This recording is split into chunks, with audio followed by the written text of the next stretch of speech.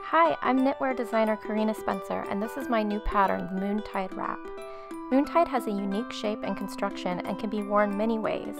It is knit center out in a slipped-ribbed pattern with a faded border that looks fantastic from either side. In the pattern, I've included directions for a gauge swatch that is a miniature version of the large wrap to both help you check gauge and give you a chance to practice all the techniques. In this video, I'm going to walk you through a couple of the more unusual techniques, but first let's take a look at the construction. The wrap is cast on in the center using the Turkish cast-on method, and then knit in the round, increasing at the corners. Two corners have mirrored increases every other round, and the other two have mirrored creases every round, creating the wrap's unique rhombus shape. So let's get started with the Turkish cast-on. As you can see, this method creates an almost invisible cast-on in the center of your wrap.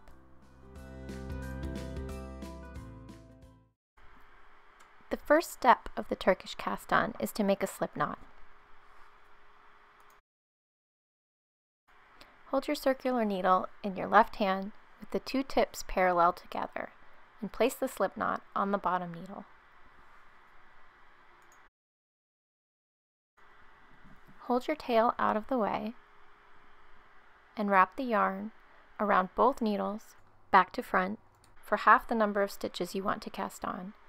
That's 12 wraps for the swatch or 108 wraps for the full project. When you're doing the 108 wraps for the full project, just slide them down onto the cord as they grow in numbers. Hold your wraps in place and pull the bottom needle out. Use it to knit across the stitches on the top needle.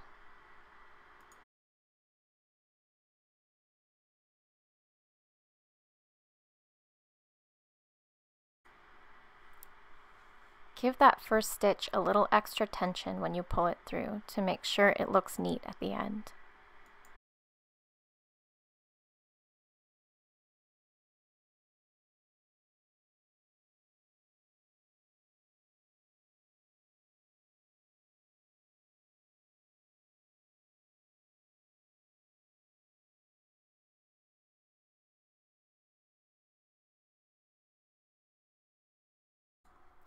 Next, rotate your work 180 degrees.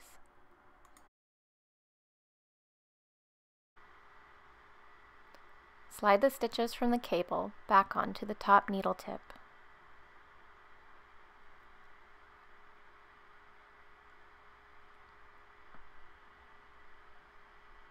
Pull the bottom needle out.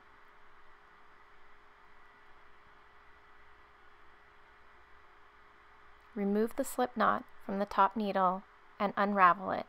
You won't need it anymore. Hold the tail from the slip knot in your left hand as you work the first stitch, and knit across the stitches on the top needle. Again, give that first stitch a little extra tension.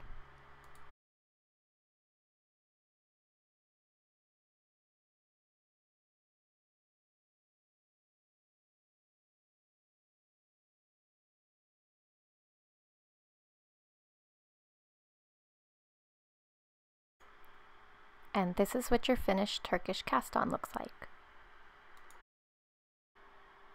In round 1, we're going to place markers for our increases. The pattern calls for 8 stitch markers, and I like to use 4 of one color and 4 of a second color to distinguish between the two types of increases in the pattern. Here I'm using blue markers to indicate where the M1 corners are, and green markers to indicate where the yarn over corners are. The directions are color-coded at the top of the screen to help you with placement. So for round 1, working in magic loop, the directions say to knit 1, place marker, purl 1, knit 1 4 times, purl 1, place marker, knit 1, place marker, purl 1, place marker, and that completes the stitches across the top needle.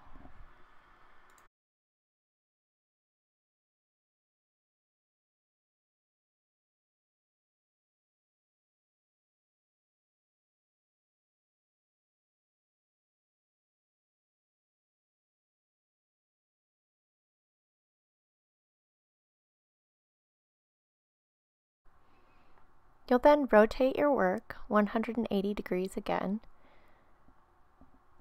Return the stitches to the top needle. Pull your bottom needle out. Keep your tail out of the way.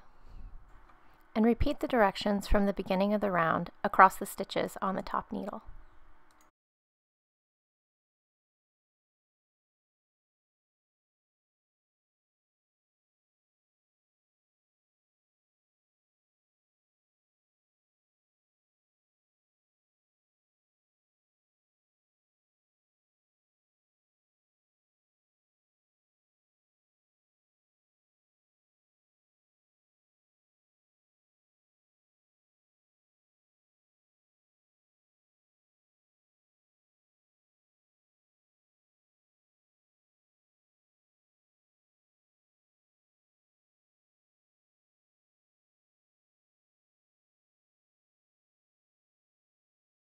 In round 2, we'll work our first increases around the stitch markers. Reposition your stitches and needles to work in magic loop. And by the way, it's okay if your stitch markers slide around on the cords as you work. As soon as you have enough stitches on the needles to change from working in magic loop to knitting normally in the round, they'll stay put where they need to be. So for round 2, working across the stitches on the top needle, the directions say to knit 1, slip marker, make 1 left, knit to the next marker, yarn over, slip marker, knit 1, slip marker, yarn over, knit to the next marker, make 1 right, and slip marker.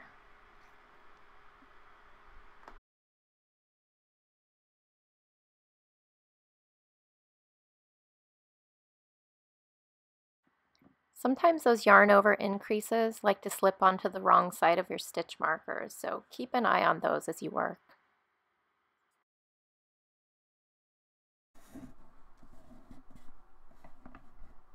To work the make 1 right at the end of this row, you're going to insert the left needle through the back of the loop to the left of the stitch below the one you just worked. Pull it up and knit into the front loop.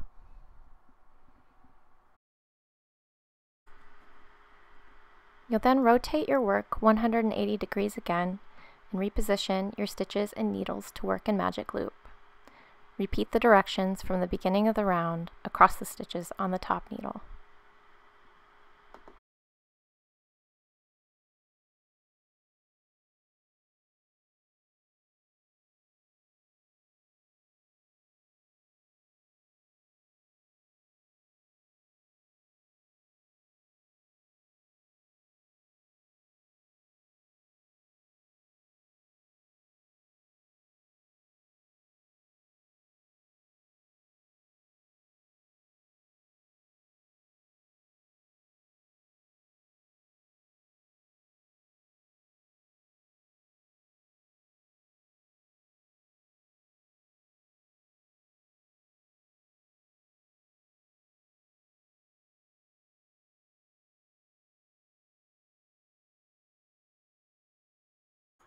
Once you've completed rounds 1 and 2 of your gauge swatch pattern, you'll continue with directions for wrap center.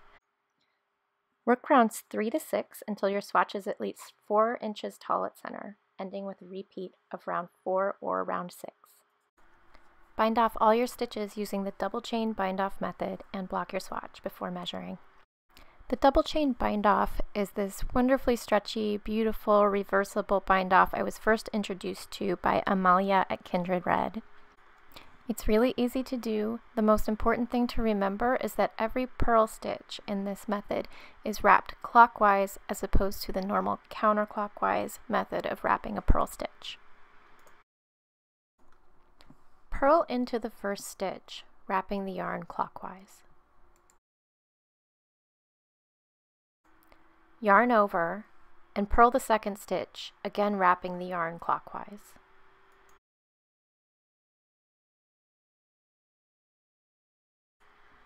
Hold the working yarn out of the way and use the left needle to pass the first stitch and the yarn over the third stitch, binding it off. Repeat steps 2 and 3 until all stitches are bound off.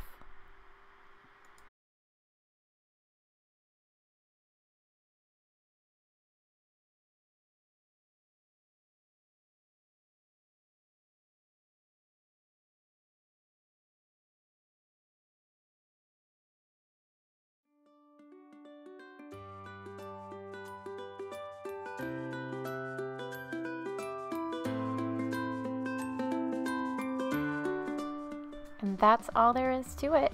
I hope that after watching these videos, you feel confident that you'll be able to make this wrap. I know you can do it. You can pick the pattern up on my website or on Ravelry. Thanks for watching.